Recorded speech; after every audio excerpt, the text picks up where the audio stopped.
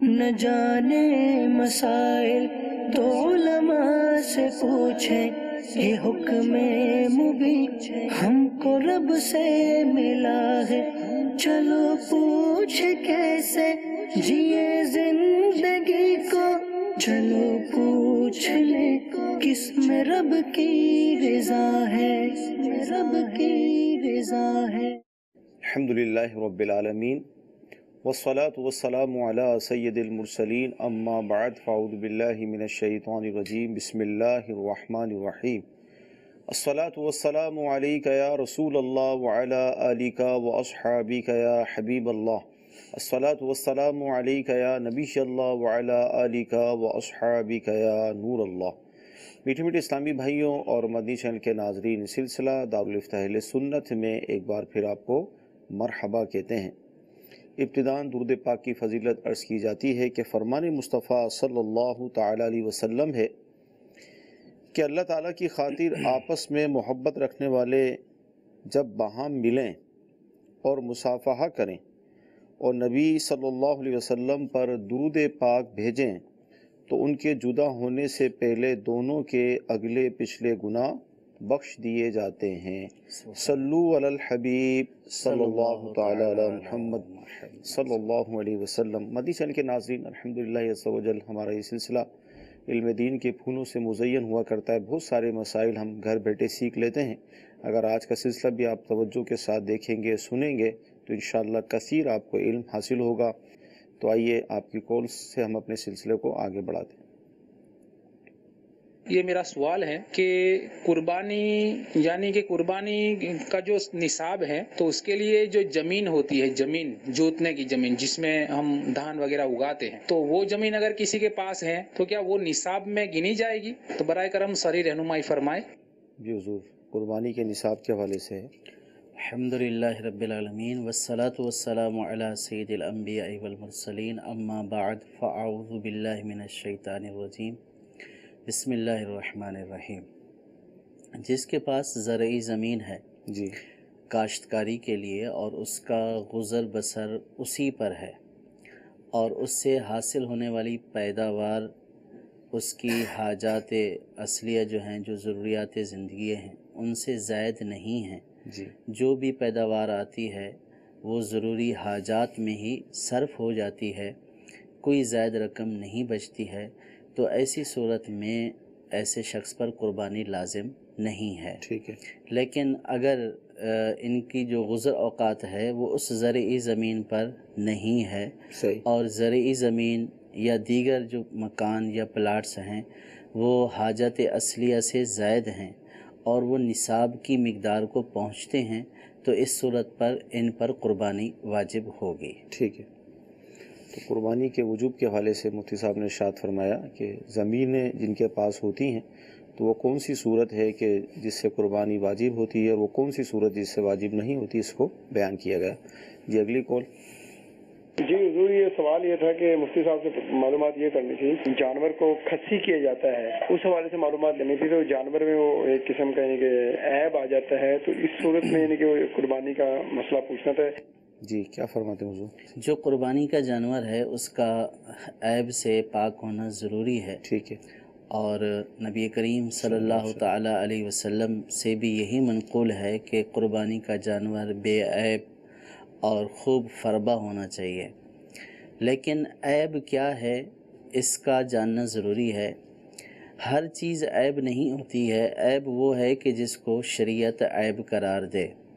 نبی کریم صلی اللہ تعالیٰ علیہ وسلم نے جب خود عیب دار جانور کی قربانی کرنے سے منع فرمایا، لیکن اس کے باوجود احادیث پاک میں آیا کہ سرکار صلی اللہ تعالیٰ علیہ وسلم نے 2 مینڈھے سینگوں والے چت کبرے جو کہ خصی تھے، نبی کریم صلی اللہ تعالیٰ علیہ وسلم نے ان کی قربانی فرمائی۔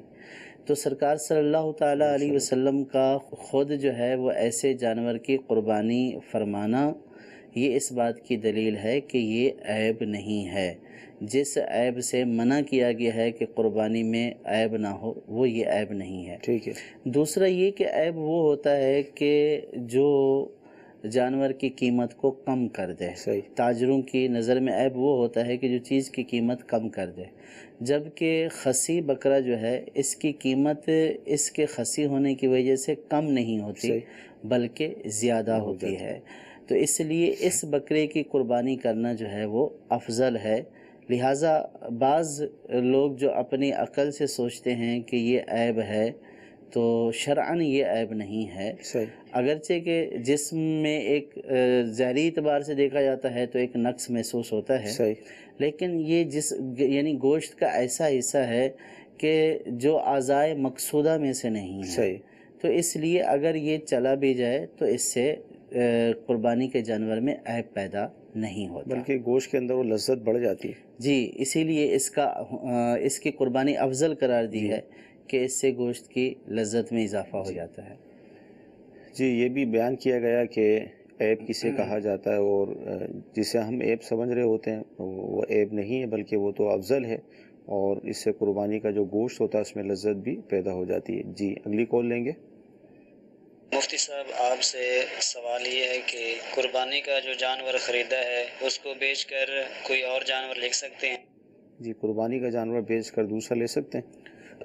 اس میں دو صورتیں ہیں کہ اگر قربانی کا جانور قربانی کے لیے خریدا کسی شریف فقیر نے، ٹھیک ہے، یعنی ایسے شخص پر کہ جس پر قربانی شرعاً لازم نہیں ہے، اور اس نے جانور قربانی کی نیت سے خرید لیا، تو اب اس پر اسی جانور کی قربانی کرنا لازم ہے، تو اس کا بیچنا جائز نہیں ہے۔ ٹھیک ہے۔ اور دوسرا وہ شخص ہے کہ جو غنی ہے، تو غنی جب جانور خریدتا ہے تو غنی کا جانور خریدتے ہی یہ جانور قربانی کے لیے متعین نہیں ہوتا، ٹھیک ہے، اگرچہ بعض صورتوں میں بعض معاملات میں متعین ہو جاتا ہے، لیکن فقیر کی طرح کہ اسی جانور کی قربانی لازم ہو یہ ضروری نہیں ہے۔ لہٰذا اگر غنی جو ہے وہ اس جانور کو بیچ دیتا ہے تو اس میں بھی اس بات کا لحاظ رکھے گا کہ اس جو بیچ کر دوسرا جانور خرید رہا ہے تو وہ دوسرا جانور پہلے جانور کی قیمت کے برابر ہو یا قیمت میں اس سے زائد ہو، اس سے کم قیمت والا خریدنا جائز نہیں ہے۔ اب اگر اس نے خرید لیا کم قیمت والا تو پہلے جانور کی قیمت اور دوسرے جانور کی قیمت میں جو ڈیفرنس ہے، یعنی اس نے کم قیمت میں خریدا ہے تو ظاہر ہے کہ پہلے جانور کی جو ہے وہ قیمت سے پیسے بچے ہیں تو اس کو یہ صدقہ کر دے گا۔ تو یوں جو ہے وہ بیچا جا سکتا ہے، غنی بیچ سکتا ہے، جبکہ وہ اسی جو پہلا جانور تھا اس کے برابر کی قیمت کا یا اس سے زائد کی قیمت کا خریدے تو کوئی حرج نہیں۔ اگر کم قیمت کا خریدے گا تو جو ڈیفرنس ہے دونوں قیمتوں میں اس کا صدقہ کر دے گا۔ ٹھیک ہے۔ تو جانور کے حوالے سے بیان کیا گیا کہ اگر کوئی شریف فقیر لیتا ہے کوئی جانور تو اس کا حکم کیا ہوگا، اور غنی لیتا ہے تو اس کا حکم کیا ہوگا، آئیے آپ کے ایسے میں شامل کرتے ہیں۔ ہم نے قربانی کے لیے ایک بکری لی ہے جو دودھ دیتی ہے، تو اب اس کے دودھ کے استعمال کے حوالے سے کیا ہوگا، ارشاد فرمائیں۔ قربانی کے جانور سے جو ہے وہ کسی قسم کا نفع لینا، یعنی دودھ کا یا اون کا، اس طرح کا جو ہے وہ نفع نہیں لیا جا سکتا۔ اب اگر بعض صورتوں میں یہ ہوتا ہے کہ دودھ نہ دونے کی صورت میں نقصان ہوتا ہے، تھنوں کو نقصان پہنچتا ہے، تو اگر ایسی صورت حال پیدا ہو جائے تو اس کے لیے بیان یہ کیا گیا ہے کہ ٹھنڈے پانی کے چھینٹے جو ہے وہ تھنوں کے اوپر مارے جائیں، تو اس سے جو ہے وہ جو نقصان ہوتا ہے وہ نہیں ہوتا ہے، ورنہ جب تھن جو ہے وہ دودھ سے بھر جاتے ہیں اور پھر دودھ کو نہ نکالا جائے تو نقصان والی صورت ہوتی ہے۔ اور اگر کسی نے دودھ نکال لیا تو اس صورت میں وہ اس دودھ کو بھی صدقہ کرے۔ اسی طرح اگر کسی نے قربانی کے جانور کی اون کاٹ لی تو اس صورت میں اس کا بھی صدقہ کرے۔ کسی نے قربانی کے جانور کو جیسے اونٹ لیا اور اونٹ کو کرائے پر لے لیا تو اس کا جو حاصل ہونے والا کرایہ ہے اس کو بھی صدقہ کرے، یعنی ذاتی طور پر اس سے نفع نہیں اٹھایا سکتا اور نہ ہی کسی دوسرے کو نفع کے لیے دیا جا سکتا ہے، چونکہ وہ جانور قربانی کا ہے۔ صحیح۔ تو اس لیے اب اس کی ساری منفعت جو ہے وہ اللہ تبارک و تعالیٰ کے راستے میں تصدق کی جائے گی۔ ٹھیک تو ہے۔ اس لیے اگر اس سے کوئی اس طرح کا نفع حاصل کر لیا یا بعض صورتوں میں کرنا ضروری ہو جاتا ہے تو اس صورت میں اس کو صدقہ کرے گا۔ ٹھیک ہے جی، مزید کالس لیں گے۔ میرا دارالاسلام میں سوال ہے، اگر جانور قابو میں نہیں آ رہا اسے ٹانگ میں گولی مار کر ذبح کرنا کیسا؟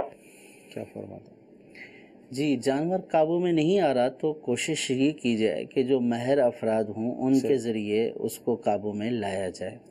عام طور پر ہوتا یہ ہے کہ جب شہروں میں جانور آتا ہے تو جانور کو نہ پکڑا ہوا ہوتا ہے، نہ جو ہے وہ جانور کی کبھی رسی پکڑی ہوتی ہے، تو جانور جو ہے وہ بندوں سے ڈر رہا ہوتا ہے اور بندے جانور سے ڈر رہے ہوتے ہیں۔ اور بہت دفعہ ایسا ہوتا ہے کہ جب کوئی جانور لے کر جا رہا ہوتا ہے تو آگے پیچھے بچے جو ہے وہ شور کر رہے ہوتے ہیں، تماشا ہوتا ہے۔ اور دوسرا یہ بھی ہوتا ہے کہ گاؤں دیہاتوں سے جانور آتے ہیں، یہاں شہروں میں آتے ہیں، جب ان کو روڈوں پر لاتے ہیں تو گاڑیوں کے ہارن سے تو وہ بدک جاتا ہے۔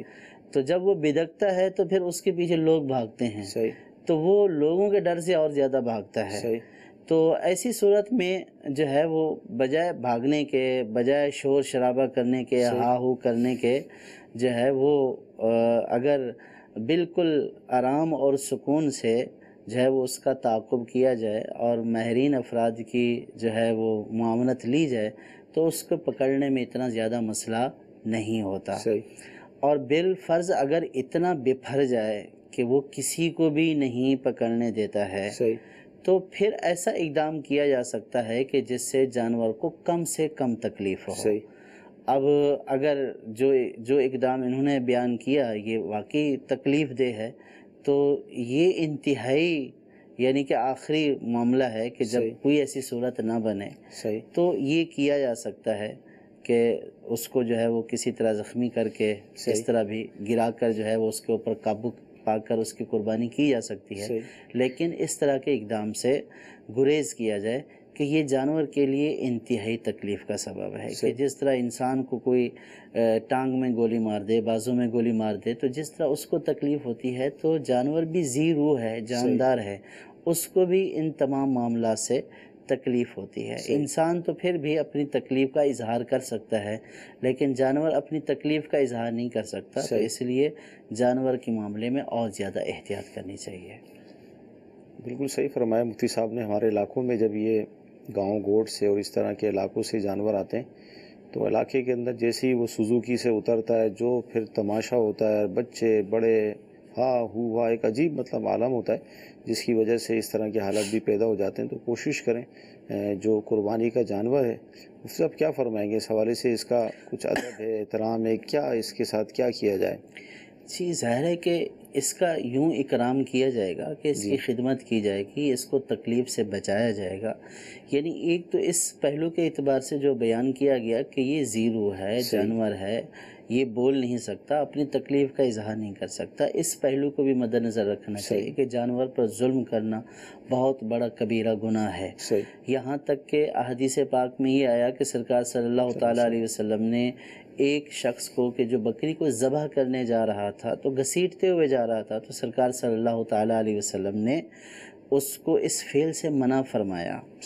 تو یہاں تک شریعت نے ہمیں حکم دیا کہ ایک جانور کے سامنے دوسرے جانور کو بھی ذبح نہ کیا جائے کہ یہ اس کے لیے تکلیف کا باعث ہے۔ چھری کو تیز کیا جائے کہ کند چھری یہ جانور کے لیے تکلیف کا باعث ہے۔ جب ہماری شریعت مطہرہ جانوروں کے معاملے میں اتنی نرمی کا حکم دیتی ہے کہ ہم ایک جانور کے سامنے دوسرے جانور کو ذبح نہ کریں کہ یہ اس کے لیے اذیت کا باعث ہے، تو اب جانوروں کو اس طرح بھگانا، دوڑانا، تو یہ جو ہے وہ جانوروں کو تکلیف دینے والا پہلو ہے۔ دوسرا پہلو اس میں یہ ہے کہ یہ جانور اللہ تعالیٰ کے راہ میں قربان ہونے والا ہے۔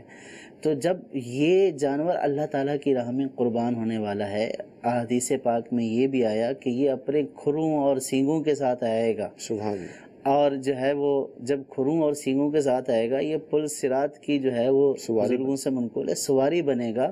تو اس اعتبار سے اس جانور کا اکرام تو ہے، صحیح کہ یہ وہ جانور ہے کہ جو اللہ تعالیٰ کی بارگاہ میں ہم نے پیش کرنا ہے، اور اس کا ذبح ہونا یہ ہمارے لیے ثواب کا باعث بنے گا، تو اس اعتبار سے اس کا اکرام بھی ضروری ہے۔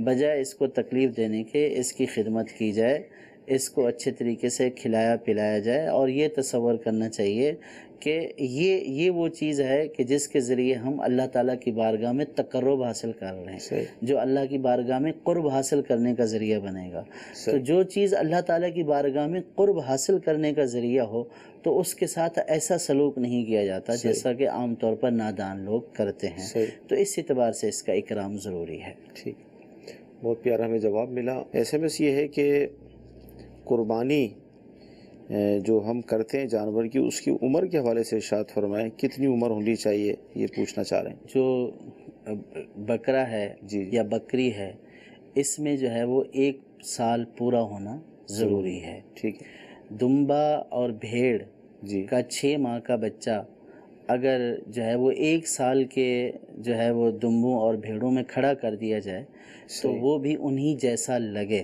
صحیح دکھنے میں وہ بھی سال کا نظر آئے، تو اس کی بھی قربانی جو ہے وہ جائز ہے۔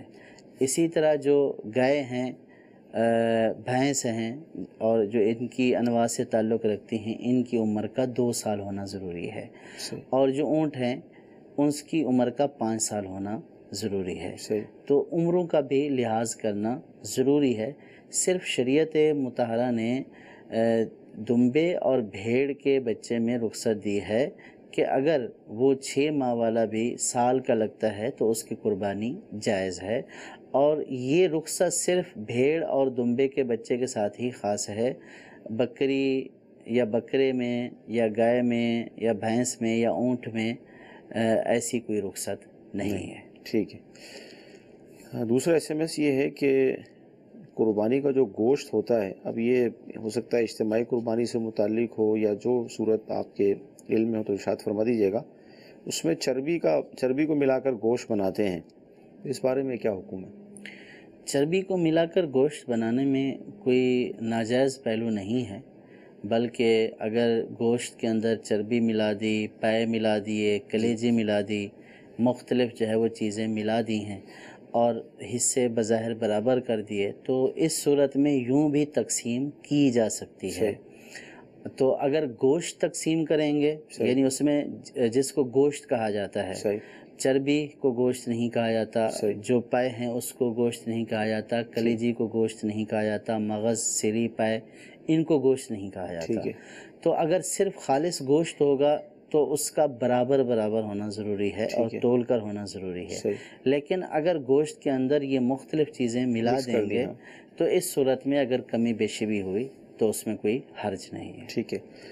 اگلا ایس ایم ایس یہ ہے کہ ہم نے قربانی کے لیے جانور پالا تھا لیکن وہ مر گیا، اور اب اتنا مال بھی نہیں ہے کہ ہم ایک نیا جانور لے سکیں، تو لوگ یہ کہتے ہیں کہ آپ کے لیے قربانی کرنا لازمی ہے، کیا فرماتے ہیں؟ قربانی کا جانور پالا تھا، اولاً تو یہ کہ پالنے سے قربانی لازم نہیں ہو جاتی ہے، صحیح اور دوسرا یہ کہ قربانی لازم ہونے کے لیے شریعت نے ایک معیار رکھا ہے، صحیح اور وہ معیار ہے صاحب نصاب ہونا، ٹھیک ہے کہ جو شخص صاحب نصاب ہے عید کے دنوں میں تو اس پر قربانی لازم ہوگی، ٹھیک ہے جو شخص صاحب نصاب نہیں ہے تو اس پر قربانی لازم نہیں ہوگی۔ صحیح اگر کوئی شخص جو ہے وہ عید سے پہلے صاحب نصاب تھا اور اس نے جانور بھی خرید لیا، صحیح لیکن جانور عید کے دنوں سے پہلے مر گیا، صحیح اب جس کی وجہ سے وہ صاحب نصاب نہیں رہا، تو جب عید کے ایام آئیں گے تو وہ صاحب نصاب نہیں ہے، صحیح اس کے اوپر قربانی لازم نہیں ہے۔ صحیح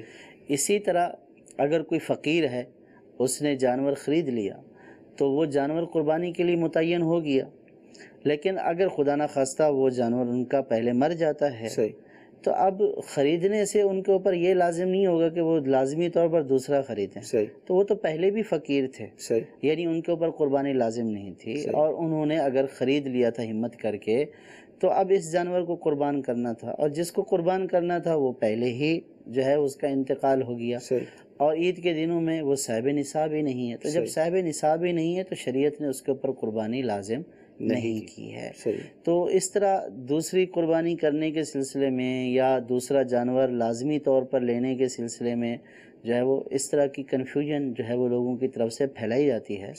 تو لوگوں کو چاہیے کہ وہ اس طرح کے مسائل جو حساس قسم کے مسائل ہوں، قربانی سے تعلق رکھتے ہوں، واجب، فرض اور اس طرح کے جو شرعی مسائل ہوں، تو اس میں اپنی رائے کا اظہار نہ کیا کریں. کہ حدیث پاک میں آتا ہے کہ جو بغیر علم کے فتویٰ دیتا ہے اس پر اللہ اور ملائکہ کی لعنت ہے. تو اس لیے اس طرح مسائل بتانے سے اور پھر غلط مسائل بتا کر لوگوں میں کنفیوژن پیدا کرنے سے بچنا چاہیے. صحیح. اچھا، جیسے ہماری جب شروع میں گفتگو ہوئی تو آپ نے ارشاد فرمایا کہ شرعی فقیر جو جانور لیتا ہے اس کے لیے اسی جانور کی قربانی ضروری ہے. پھر ابھی کلام ہوا کہ اگر وہ جانور اس کا مر جاتا ہے تو اس پر لازم نہیں ہے کہ وہ نیا جانور خریدے. لیکن غنی کے ساتھ اگر یہ ہو گیا کیا فرمائیں؟ غنی کے لیے بھی یہی ہے، غنی کے لیے بھی یہی مسئلہ عرض کیا نا کہ اگر غنی نے پہلے خرید لیا، صحیح، اور اب جانور مر گیا، صحیح، اور اب یہ غنی نہیں رہا، ٹھیک ہے، صاحب استطاعت نہیں رہا، صحیح، یعنی جتنے رقم تھی اسے جانور لے لیا یا حصہ لے لیا، صحیح ہے، تو اب جو ہے وہ جانور مر گیا، اب نہ وہ حصہ لے سکتا ہے نہ جانور خرید سکتا ہے. اور غنی رہا اگر باقی، ہاں اگر وہ غنی ہے تو اس صورت میں تو وہ حصہ لے، یعنی قربانی کرے گا، قربانی کرے گا، اس کے اوپر تو واجب ہے. یعنی یہی بات بیان کیا ہے، معیار ہے صاحب نصاب ہونا. اگر غنی بھی خرید لیتا ہے اور جانور مر جاتا ہے، اب صاحب نصاب نہیں رہا تو قربانی واجب نہیں ہے. لیکن جانور مرنے کے باوجود بھی اگر یہ صاحب نصاب رہتا ہے تو اب اس کے اوپر قربانی واجب ہے. اب چاہے وہ الگ سے جانور خریدے، چاہے حصہ ڈالے. مثال ہے، آج کل بعض لوگ بڑے خوبصورت جانور لے کر آتے ہیں، 5-5 لاکھ روپے کا جانور لاتے ہیں. مثال ہے، اب اس کا 5 لاکھ کا جانور مر گیا تو کیا اب اس پر یہی ہوگا کہ دوبارہ 5 لاکھ کا لائے، ایک بکرا لا کر اپنا واجب ادا کر دے؟ دیکھیں، اب اس کے اوپر 5 لاکھ کا لانا لازم نہیں ہے. صحیح. اس کے اوپر لازم ہے کہ جو قربانی کا واجب ہے وہ ادا کرے. صحیح. وہ اگر جو ہے وہ ایک بکرا لیتا ہے، آج کل بکرا تو پھر بھی بہت مہنگا ملتا ہے. صحیح. 25,000 سے کم بکرا جو ہے وہ قربانی کے لائق بہت کم ہی ملتا ہے. صحیح. لیکن جو گائے کا حصہ ہے وہ تو تقریباً جو ہے وہ 10,000 میں، 9,000 میں، 10,000 میں، 10,500 میں مل جاتا ہے. تو اب اس کے اوپر یہ بھی لازم نہیں ہے کہ وہ بکرا خریدے یا گائے خریدے، بس اس کے اوپر لازم ہے قربانی کا ادا کرنا، واجب ادا کرنا. وہ حصہ ڈالنے سے بھی ادا ہو جائے گا. ہاں اگر اللہ تعالیٰ نے توفیق دی ہے، استطاعت دی ہے، وہ دوبارہ 5 کی بجائے 10 کا بھی لا سکتا ہے تو لانے میں کوئی حرج نہیں ہے. اللہ تعالیٰ نے جتنا دیا ہے، آپ اللہ تعالیٰ کے راستے میں جتنا خرچ کریں گے اللہ تبارک و تعالیٰ اور دے گا. ماشاءاللہ. یہ اس لیے قصداً سوال کیا گیا کہ ظاہر غنی کے ساتھ بھی اس طرح کا معاملہ ہو سکتا ہے، تو تفصیلاً اس کو ڈسکس کیا گیا. جی ہم مزید کورس لیں گے. بکرا 1.5 سال کا ہے لیکن اس کے 2 دانت نہیں نظر آتے ہیں، پتہ نہیں آئے یا آئے اور گر گئے، کیا ایسے جانور کی قربانی ہو سکتی ہے؟ جی دانتوں کا بھی بڑا مسئلہ ہوا. دیکھیے اس میں یہ ہوتا ہے کہ ایک تو یہ کہ اپنے گھر میں پالا ہے، صحیح، یا ایک بالکل معتمد آدمی یہ کہہ رہا ہے کہ اس کی عمر پوری ہو چکی ہے. جی. اب اگر اس کی وہ جو علامت ہے 2 دانت والی وہ ظاہر نہیں بھی ہے، لیکن گھر میں پلا ہوا ہے، پتہ ہے کہ سال پورا ہو چکا ہے، تو اس صورت میں اس کی قربانی ہو جائے گی. اسی طرح جو بیچ رہا ہے وہ یہ کہتا ہے کہ اس کی عمر جو ہے وہ پوری ہے، اگرچہ کہ اس نے دانت نہیں گرائے ہیں. اگرچہ کہ ایسے لوگوں کا اعتبار نہیں کیا جاتا، لیکن جو ایک معتمد ثقہ آدمی ہے جس کے اوپر اعتماد کیا جا سکتا ہے اور ظن غالب یہی ہے کہ یہ سچ ہی بول رہا ہے، تو اس طور پر اگر کسی نے جانور لے لیا، قربانی کر لی، اس کی قربانی ہو جائے گی. اب اگر اس نے جھوٹ بولا تو اس جھوٹ کا وبال جو ہے وہ اس کے اوپر ہے. لیکن دیکھیں یہ بات کی جا رہی ہے کہ جس کے اوپر ظن غالب ہے کہ یہ صحیح بات کہہ رہا ہے کہ ہاں اعتماد ہے. لیکن عام طور پر جو ہمارے ہاں ایک ٹرینڈ منڈیوں میں چلتا ہے تو بیوپاری حضرات جو ہے وہ قسمیں کھاتے ہیں کہ یہ ہو گیا، یوں ہو گیا، اور بالکل وہ فاسق و فاجر ہوتے ہیں. اگرچہ کہ یہ ایک الگ بحث ہے کہ یہ معاملات سے تعلق رکھتا ہے تو اس میں فاسق کی خبر معتبر ہے یا نہیں ہے، تو لیکن جو عام طور پر ایک روٹین دیکھی جاتی ہے اس میں یہی ہے کہ غالب گمان نہیں ہوتا ہے، ظن غالب نہیں ہوتا ہے کہ یہ سچ بول رہا ہے. کہ جب وہ نقلی دانت لگا کر بیچ دیتے ہیں اور معاذ اللہ جو ہے وہ لنگڑے جانور جو عیب دار ہوتے ہیں تو ان کو بھی انجیکشن وغیرہ لگا کر جو ہے وہ صحیح کر کے کھڑا کر دیتے ہیں. تو ایسے لوگوں کے اوپر جو ہے وہ گمان ٹکتا نہیں ہے، یعنی ظن غالب نہیں ہوتا ہے. تو ایسی صورت میں ایسے لوگوں کا اعتبار نہ کیا جائے، کیونکہ قربانی کا معاملہ ہے اور واجب کی ادائیگی کا معاملہ ہے، اور واجب کی ادائیگی کا معاملہ شک و شبہ سے بالا تر ہو تو یہی زیادہ اچھا ہے. ہاں اپنے گھر میں پالا ہے، اپنے بھائی کے گھر میں پالا ہے، اور کوئی معتمد ثقہ آدمی ہے جس کے بارے میں پتہ ہے کہ یہ جھوٹ نہیں بولتا ہے، تو اب جو ہے وہ اگر دانت نہیں بھی گرے ہیں لیکن عمر پوری ہو چکی ہے تو قربانی کی جا سکتی ہے. ٹھیک ہے. مدنی چینل کے ناظرین، طلباء کرام بھی ہمارے ساتھ سلسلے میں حاضر ہوتے ہیں. آئیے دیکھتے ہیں کہ یہ مفتی صاحب سے کیا پوچھنا چاہ رہے ہیں. السلام علیکم ورحمۃ اللہ وبرکاتہ. وعلیکم السلام ورحمۃ اللہ وبرکاتہ. مفتی صاحب کی برگاہ میں سوال عرض ہے.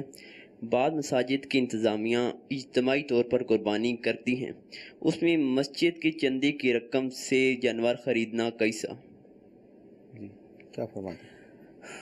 عام طور پر تو ایسا جو ہے وہ تصور نہیں کیا جا سکتا کہ کوئی ایسا انتہائی جری آدمی ہوگا کہ جو مسجد کے چندے جو ہے وہ اجتماعی قربانیوں میں استعمال کر لے. مسجد کا چندہ اجتماعی قربانی کے جانور خریدنے میں استعمال کرنا جائز نہیں ہے، کیونکہ مسجد کا چندہ دینے والوں نے مسجد میں استعمال کرنے کے لیے دیا ہے.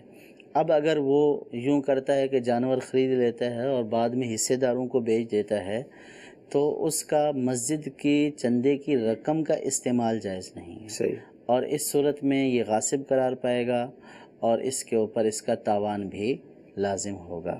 تو لہٰذا مسجد کا چندہ ہو یا کسی بھی دینی امور کے لیے چندہ رکھا ہو تو اس کو اجتماعی قربانی میں اسی طرح جیسے کسی نے کسی کو دیے کہ اس کی غریبوں کی مدد کر دو یا فلاں تک پہنچا دو، اب وہ اگر اس رقم کو استعمال کر لیتا ہے تو یہ اس کا استعمال کرنا جائز نہیں ہے. اس کو وکیل بنایا تھا یا وہ متولی ہونے کی حیثیت سے اس کی ایک ذمہ داری تھی، امانت اس کے پاس تھی مسجد کی رقم، تو وہ مسجد میں استعمال کرے گا. اگر اس میں استعمال کرے گا تو اس کا یہ استعمال کرنا جائز نہیں ہے، کرنے کی صورت میں گناہگار ہوگا. اور جتنی رقم مسجد کی ضائع کی ہے، اگر یہ متولی ہے یعنی مسجد کی طرف سے قبضہ کر چکا تھا، مسجد کی چندے کی رقم پر متولی نے قبضہ کر لیا تو اس صورت میں مسجد کی ملکیت ہو جائے گی، تب تو یہ مسجد کو تاوان دے گا.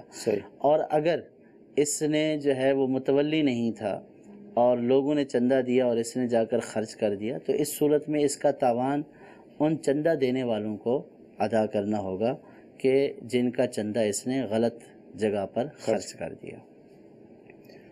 خیر ایسا نہ ہونے کے برابر، لیکن پھر بھی ایک سوال بنتا تھا اس لیے اس کو کر لیا گیا. جی اگلی کال لیں گے ہم سلسلے میں. ایک شخص نے اپنے بھائی کی طرف سے قربانی کی. میرا سوال یہ ہے کہ اس کا گوشت کھال وغیرہ کا مالک کون ہے؟ بھائی کی طرف سے قربانی کی.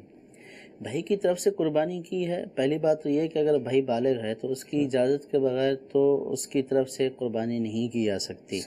اگر وہ اجازت دے گا تو ہی جو ہے وہ اس کی طرف سے قربانی ہوگی، اور جب وہ اجازت دے گا تو گویا اس نے اس کو وکیل بنایا ہے قربانی کرنے کا، تو اس کے جو سارے معاملات ہوں گے گوشت کے کھال کے تو یہ اس کی طرف سے وکیل ہے. جو اس کی طرف سے حکم ہو تو اس کے اوپر عمل کرنے کا یہ پابند ہے. صحیح. جی اگلی کال. جی میرا سوال یہ ہے کہ میرا بھائی ہے، میں بھی ہوں، اور ہم نے قربانی کرنی ہے. کیا ہم ایک بکرا خریدنے کے لیے آدھا پیسہ ڈال سکتے ہیں کہ بکرا ممکن 40,000 کا بکرا ہے، 20,000 میں ڈالوں 20,000 وہ ڈالے، ایسا ممکن ہے؟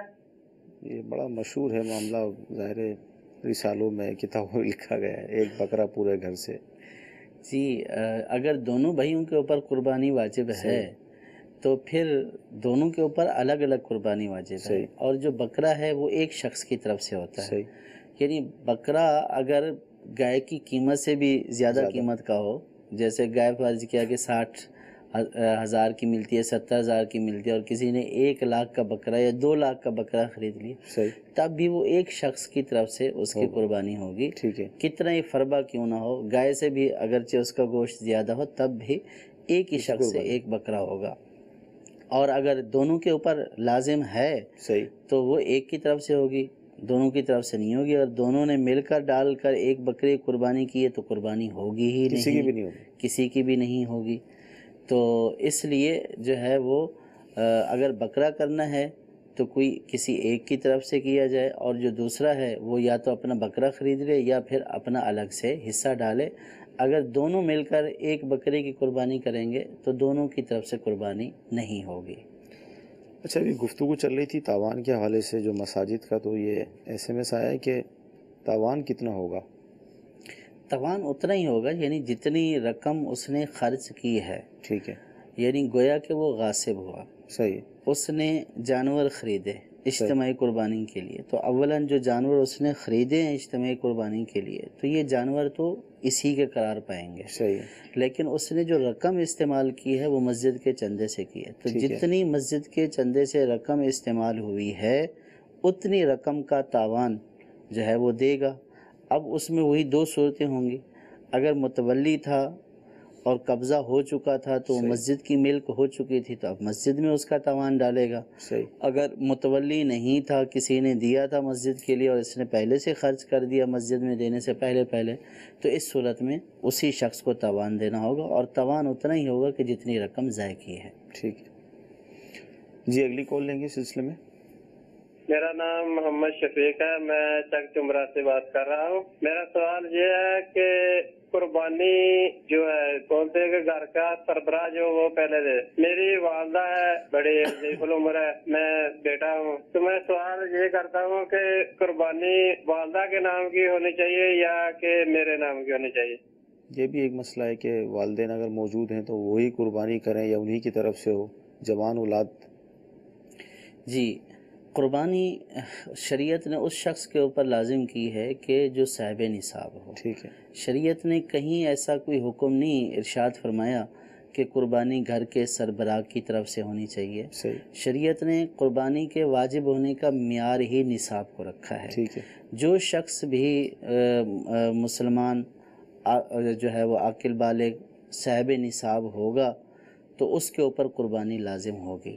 اب اگر کسی گھر میں فرض کیا ہے 4 افراد ہیں اور جو گھر کا سربراہ ہے وہ صاحب نصاب نہیں ہے, تو اب یہ نہیں ہے کہ کوئی اور جو باقیہ 3 افراد ہیں وہ صاحب نصاب ہیں, تو اب گھر کے سربراہ پر شرعاً قربانی کرنا لازم نہیں ہے کہ وہ صاحب نصاب نہیں ہے, اور نہیں کرے گا تو گناہگار بھی نہیں ہوگا. لیکن جو دیگر 3 افراد ہیں جو صاحب نصاب ہیں ان کے اوپر قربانی کرنا واجب ہے.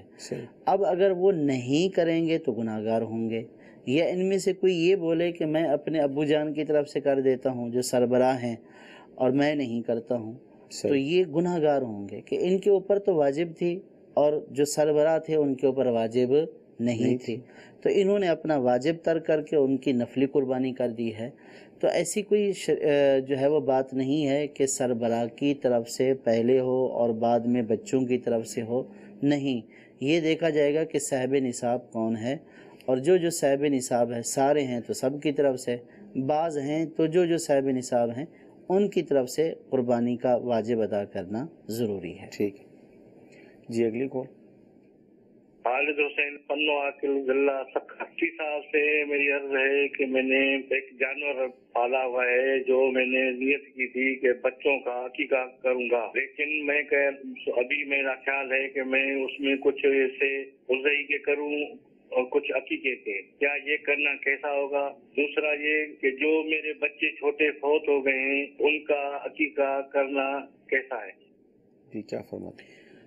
جی, قربانی کے جانور میں عقیقے کا حصہ شامل کیا جا سکتا ہے, یعنی کچھ حصے قربانی کے ہوں کچھ عقیقے کے ہوں تو ایسا کیا جا سکتا ہے. اور عقیقہ جو ہے وہ زندہ اولاد کی طرف زندوں کی طرف سے ہوتا ہے, مردوں کی طرف سے نہیں ہوتا. جن کا انتقال ہو گیا ان کی طرف سے عقیقہ نہیں ہوگا. اچھا, یہ قربانی میں جیسے انہوں نے اول نیت یہ کی تھی مثال کہ میں نے قربانی ہی کرنی ہے, لیکن اب قربانی کا ایام قریب آئے تو اس نیت میں تبدیلی کر سکتے ہیں؟ اولا انہوں نے یہ نیت کی جو انہوں نے فرمائی کہ عقیقہ کروں گا, صحیح, اور اب جو ہے وہ قربانی کے ایام بھی آ گئے ہیں تو اب یہ جو ہے وہ قربانی بھی اس میں کرنا چاہتے ہیں, تو اس میں کوئی حرج نہیں ہے. ٹھیک جی, اگلی کون. میرا نام محمد اویس ستاری سرگودا سے بات کر رہا ہوں. میرا سوال یہ ہے کہ قربانی کے لیے ایک بکری خریدی ہے جو کہ دودھ بھی دے رہی ہے, تو قربانی سے پہلے تک اس کا دودھ گھر میں استعمال کر سکتے ہیں یا نہیں؟ جی اس کا جواب اگرچہ ہو گیا تھا. جی اس کا جواب پہلے ہو چکا ہے کہ قربانی کے جانور سے حاصل ہونے والے جتنے بھی منافع ہیں تو وہ اپنی ذات کے اوپر استعمال نہیں کیے جائیں گے بلکہ ان کو صدقہ کیا جائے گا. صحیح. لہٰذا اگر دودھ والی بکری ہے تو اس کا جو ہے وہ دودھ جو ہے وہ صدقہ کیا جائے گا, خود استعمال نہیں کیا جائے گا. ٹھیک ہے. ایسے بس یہ ہے کہ ہم نے ایک بکرا لیا, اس کے پاؤں یعنی فوٹ پر کچھ چوٹ لگ گئی ہے جس کی وجہ سے اس کو چلنے میں تکلیف ہو رہی ہے, قربانی کا حکم کیا ہوگا؟ اگر ایسا یعنی چوٹ لگی ہے کہ وہ چلنے پھرنے سے جو ہے وہ عاجز ہے, صحیح, تو ایسی صورت میں تو قربانی نہیں ہوگی. ٹھیک ہے. اور اگر چوٹ صحیح ہو جاتی ہے قربانی کے ایام سے پہلے تو اس میں کوئی حرج نہیں ہے. اور ایسا بھی یعنی وہ نہیں ہے کہ قربان گاہ تک نہ جا سکے, صحیح, تو اس کی قربانی کی جا سکتی ہے. صحیح. جی اگلی کال. عمران علی کراچی سے. میرا سوال یہ ہے کہ طواف وداع, طواف زیارہ, اس کا طریقہ بتا دیجئے, اور طواف وداع کے کتنے پھیرے ہوتے ہیں, کیا اس کے بھی 7 ہی پھیرے ہوتے ہیں, یا کوئی بھی نفلی طواف کرتے ہیں تو اس کے 7 ہی پھیرے کرنا ضروری ہے, یا ایک پھیرے سے بھی طواف ہو جائے گا, اس کا بھی ثواب ملے گا؟ 2 طواف پوچھ رہے ہیں, وداع اور زیارہ. جی طواف چاہے نفلی ہو چاہے فرض ہو تو سب طوافوں کے 7 ہی چکر ہوتے ہیں, یعنی 7 چکروں کا ایک طواف ہوتا ہے. صحیح. ایک چکر کا کوئی طواف نہیں ہوتا. ٹھیک ہے. طواف زیارہ میں بھی 7 چکر ہوں گے, طواف وداع میں بھی 7 چکر ہوں گے, اور جو نفلی طواف کریں گے تو اس میں بھی 7 چکر ہی ہوں گے. اور طریقہ کار اس کا یہ ہوگا کہ جیسے طواف کی ابتدا جو ہے وہ حجر اسود کی بالکل مقابل آ کر اس کا استعلام کریں گے, اس کی طرف منہ کر کے, اور پھر جو ہے پہلے طواف کی نیت کریں گے, پھر استعلام کرتے ہوئے پھر جو ہے وہ طواف کرنا شروع کریں گے. پھر جب آئیں گے پھر دوسرا استعلام کریں گے, پھر تیسرا, یوں 7 چکر جو ہے وہ پورے کریں گے, اور پھر آخری چکر کے بعد بھی استعلام کریں گے. طواف وداع میں بھی یہی ہے, طواف زیارہ میں بھی یہی ہے, اور اگر نفلی طواف کریں گے تو اس میں بھی یہی ہے. اچھا, اگر کوئی بالفرض طواف کی نیت نہ کرے, یعنی پورے جو 7 چکر کو ایک طواف کہتے ہیں اس کی نیت نہ کرے اور ایسے ہی ایک چکر وہ لگا لے جیسے زیارت کرتا ہوا, ہاں اس کو طواف نہیں بولیں گے. اچھا, یعنی وہ طواف نہیں ہے, یعنی یوں تو کوئی کعبہ شریف کے گرد گھومتا رہے, صحیح, وہ گھومنا ہی قرار پائے گا, صحیح, طواف نہیں قرار پائے گا. صحیح. طواف کا وہ جو اہتمام ہے وہ جی طواف کے سے اور نیت کر کے باقاعدہ, طواف کے 7 ہی چکر ہوں گے. صحیح. وہ پھر کوئی ویسے بھی سارا دن یوں گھومتا رہے تو وہ طواف نہیں قرار پائے گا. ٹھیک ہے. جی اگلی کال. میرا سوال ہے کہ بیل کا کون چرا ہوا ہے تقریباً 1 انچ, ہمارے اسلام بھائی نے ڈاکٹر بلوا کے نا وہاں ٹانگ پہ لگوا دیے ہیں, کیا قربانی ہوگی نہیں ہوگی؟ اگر کان جو ہے وہ 1/3 یا 1/3 سے زیادہ کٹا ہوا ہے, 1 انچ کٹا ہوا ہے, ہاں, اب وہ 1 انچ جو ہے وہ اس کے کل کان کا کتنا بنتا ہے؟ صحیح. اگر 1/3 سے زیادہ بنتا ہے تو عیب ہے, اور اگر 1/3 سے کم ہے تو پھر عیب نہیں ہے. اس کی قربانی تو ہو جائے گی, لیکن مکروہ ہے ایسے جانور کی قربانی کرنا, ناپسندیدہ ہے. ٹھیک ہے. جی اگلی کال. میرا یہ سوال ہے کہ اگر ایک بندے کے پاس 1 تولہ سونا ہو تو کیا اس پر قربانی واجب ہوگی یا نہیں؟ جی حضور, 1 تولہ سونے پر قربانی. اگر کسی شخص کے پاس صرف 1 تولہ سونا ہے, نہ چاندی ہے نہ نقدی ہے, نہ ہی زائد ضرورت حاجت سے جو ہے وہ زیادہ ضرورت سامان حاجت اصلیہ سے زائد کوئی سامان نہیں ہے, صرف 1 تولہ سونا ہے تو قربانی لازم نہیں ہوگی, بلکہ 6-7 تولے بھی ہے تو لازم نہیں ہوگی جب تک کہ 7.5 تولے نہ ہو. صحیح. کہ 7.5 تولے ہوگا تو قربانی لازم ہوگی. لیکن اگر ان کے پاس 1 تولہ ہے اور 1 تولہ سونے کے ساتھ کچھ چاندی ہے یا کچھ نقدی ہے یا زیادہ ضرورت سامان ہے جو حاجت اصلیہ سے فارغ زیادہ ضرورت سامان ہے, تو اب دونوں کو ملا کر اگر دونوں کی مالیت جو ہے وہ 52.5 تولے چاندی کی قیمت کو پہنچ جاتی ہے تو اس صورت میں قربانی واجب ہو جائے گی. ٹھیک ہے. اچھا حضور, یہ ارشاد فرمائے SMS آیا, پچھلے سال کی واجب قربانی ادا نہیں کی تو اب کتنی رقم صدقہ کریں, اماؤنٹ بتا دیجئے. ایک بکری کی قیمت جو ہے وہ صدقہ کر دینے سے وہ واجب ادا ہو جائے گا. ٹھیک ہے. توبہ بھی کرنی ہوگی؟ جی، اگر اس میں یہ کہ جان بوجھ کر نہیں کی صحیح تو توبہ بھی کرنی ہوگی، صحیح، اور جو بکری کی قیمت ہے وہ بھی صدقہ کرنی ہوگی۔ صحیح جی، اگلی کال۔ مفتی صاحب کی بارگاہ میں میرا یہ سوال عرض ہے کہ میرے والد صاحب کا کام جو ہے باغ ٹھیکے پر لینا ہے، تو ہم باغ 2-3 سال کا ایک ساتھ ہی سودا کر لیتے ہیں، تو کیا ایسے کرنا 2-3 سال کا اکٹھے سودا کرنا درست ہے؟ بیگم صاحب فرما دیں۔ جی، سوال سمجھ میں آیا کچھ؟ کیا فرمایا انہوں نے؟ غالباً یہ باغات کے پھلوں کے بارے میں پوچھ رہے ہیں کہ باغات کے پھلوں کا 2-3 سال جو ہے وہ سودا کر لیتے ہیں، عام طور پر ٹھیکے پہ لے لیے جاتے ہیں، پھلوں کا سودا کر لیا جاتا ہے 2-3 سالوں کے لیے۔ دیکھیے، اصل مذہب تو یہ ہے کہ جو معدوم چیز ہے اس کی بیع جائز نہیں ہے۔ ٹھیک ہے۔ احناف کا یہ موقف فقہا نے بیان فرمایا ہے کہ کچھ پھل نکل چکے ہوں، کچھ پھل نہ نکلے ہوں، تو ایسی صورت میں بیع جائز نہیں ہے۔ صحیح۔ اور لیکن متأخرین فقہا نے جب یہ دیکھا کہ لوگوں کا اس کے اوپر تعامل ہے، یعنی لوگ اس طرح کر رہے ہیں اور دھڑا دھڑ کر رہے ہیں، تو اسی صورت میں متأخرین فقہا نے اس کے جواز کا حکم دیا ہے۔ صحیح۔ تو اب اگر کوئی اس طرح کر لیتا ہے تو جائز ہے۔ صحیح جی، اگلی کون؟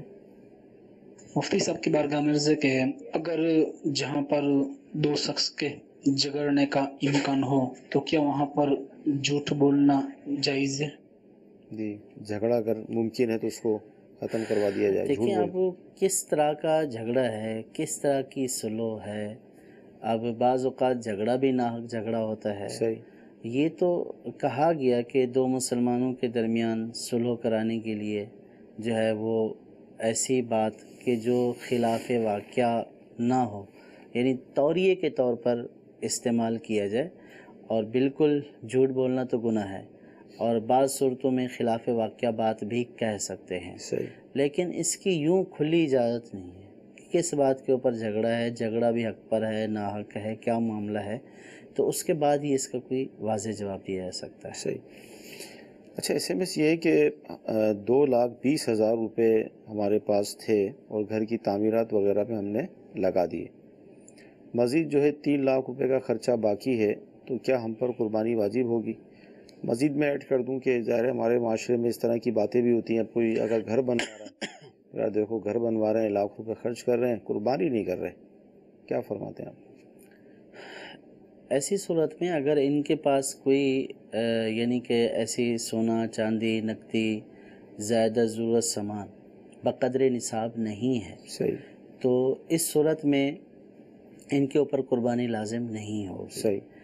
اب اگر فرض کہ 3 لاکھ خرچہ ہے لیکن 5 لاکھ موجود ہے، صحیح، تب جو ہے وہ 3 لاکھ تو جب خرچہ ہوگا تو ہوگا نا، صحیح، ابھی تو خرچہ نہیں ہوا، صحیح، اور ابھی اگر رقم موجود ہے، کوئی قرضہ نہیں ہے، تو اس صورت میں قربانی واجب ہوگی۔ آئندہ کے خرچے کا یوں اعتبار نہیں کریں گے۔ ٹھیک ہے۔ اور اگر جو ہے وہ جو کچھ تھا خرچ کر دیا، صحیح، اب پاس کچھ موجود نہیں، بھلے لاکھوں کروڑوں لگا دیے، صحیح، لیکن عید کے دنوں میں کچھ بھی نہیں ہے، یا اگر کچھ ہے تو وہ نصاب سے کم ہے، صحیح، تو پھر شرعاً اس کے اوپر قربانی واجب نہیں ہے۔ صحیح۔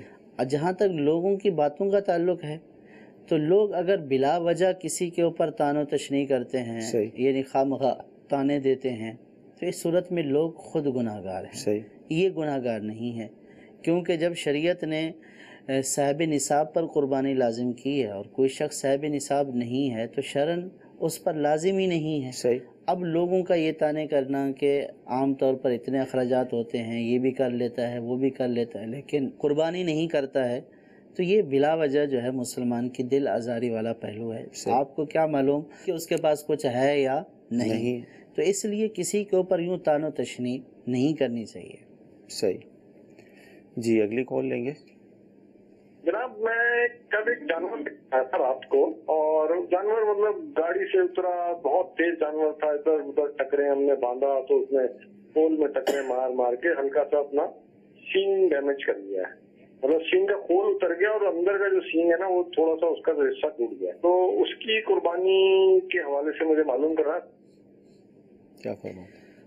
اگر سینگ کا خول اتر گیا تو اس صورت میں کوئی حرج نہیں ہے. صحیح. بلکہ سینگ اوپر سے اگر ٹوٹ بھی گیا صحیح تو اس صورت میں بھی کوئی عیب پیدا نہیں ہوا. صحیح. عیب اس صورت میں ہوتا ہے کہ جب سینگ جو ہے وہ مینگ سے جڑ سے ٹوٹ جائے.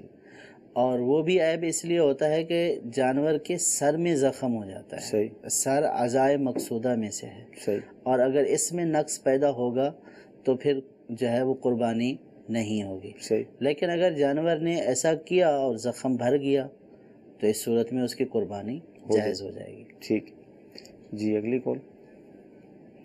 سوال ہے کہ جو حج پہ بندہ جا رہا ہوتا ہے وہ ہر سال پہلے پاکستان میں اپنی قربانی کر رہا ہوتا ہے. اب جب کہ وہ حج پہ جا رہا ہے تو وہاں جو قربانی وہ کر رہا ہے تو جو پاکستان میں قربانی کر رہا ہے تو اس مرتبہ وہ پھر نہ کرے وہ قربانی کہ اب جو حج پہ قربانی ہو اس مرتبہ وہ وہاں بھی کر رہا ہے تو ہر مرتبہ جو قربانی پاکستان میں کر رہا تھا تو وہ پھر اب نہیں کرے گا یہاں پر. اس بارے میں رہنمائی فرمائیں.